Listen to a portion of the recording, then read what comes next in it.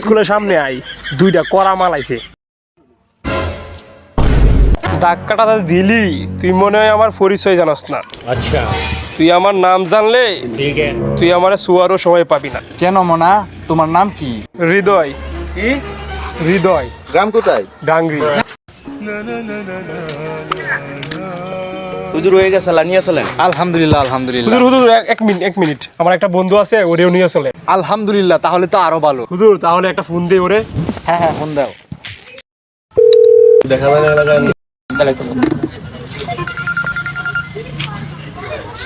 হ্যাঁ বন্ধু ক।